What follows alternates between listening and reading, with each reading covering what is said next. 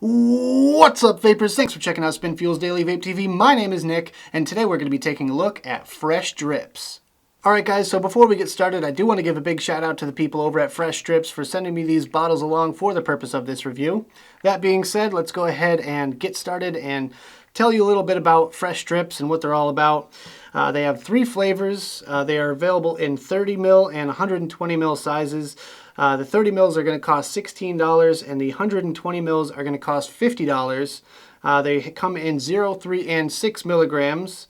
And they come in these kind of cool unicorn bottles. So this is definitely going to be one for you drippers out there.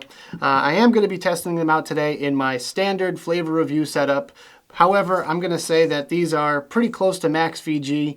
I know they're at least 70-30. I mean, they're pretty darn thick. You could hopefully maybe see that a little bit on the camera there. But these are on the thicker side. I'm not sure the actual PG-VG ratio, but I think it's safe to say they're at least 70-30, if not higher with the VG content. So the first flavor we're going to try out today is called Cream. It says, forget everything you thought about cereal vapes. This mix of sweet cereal and fresh blueberries layered into a delicious sweet cream will not disappoint.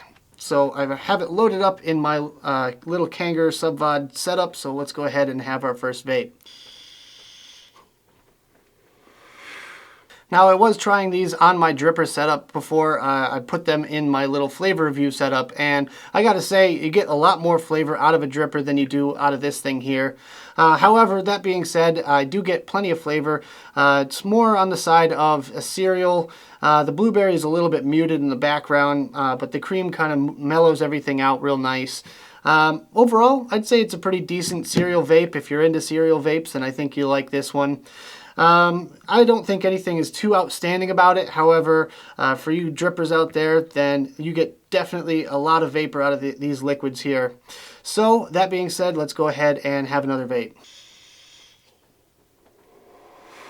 So for the flavor on this one, I'm going to give it a 3.5. Not the greatest cereal ever, but it is pretty tasty if you're into the whole cereal vapes. I'm not really into them, but you know, for those of you out there that enjoy a good cereal, I can recommend this one to you. It's definitely going to be better on a dripper than in a tank. I'll tell you that straight up. I really think these work better on a dripper. They're very, almost over-flavored and almost over-sweetened in my opinion. Very sweet liquids, but the flavor in it is pretty decent. So for the vapor production, I'm going to give it a 5, and for the throat hit, I'm going to give it 3.5 as well. You don't really get any throat hit out of it. Maybe a little bit, but it's a bit lighter than a normal 3 milligram.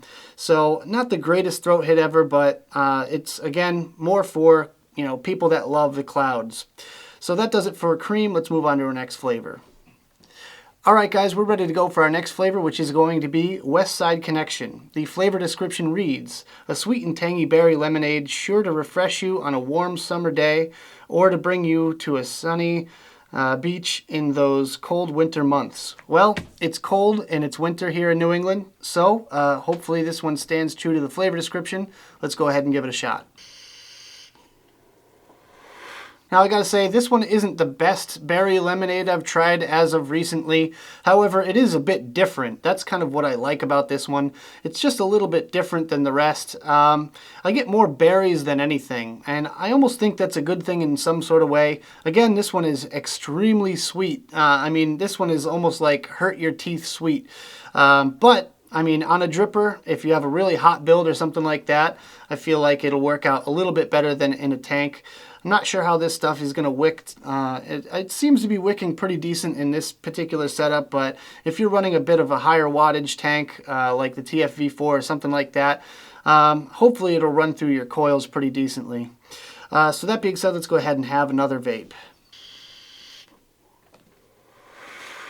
So for the flavor on this one, I'm going to give it a 4. Not a bad overall flavor, however, it is a bit different than your normal typical berry lemonade.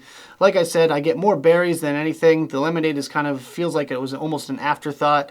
But in some cases, that could be a good thing. If that's what you're kind of looking for, then definitely give this one a shot. For the vapor production, again, I'll give it a 5. And for the throat hit, once again, it seems a little bit light. So this one I get a tad more throat hit too. So I'm going to give it a 4 for the throat hit.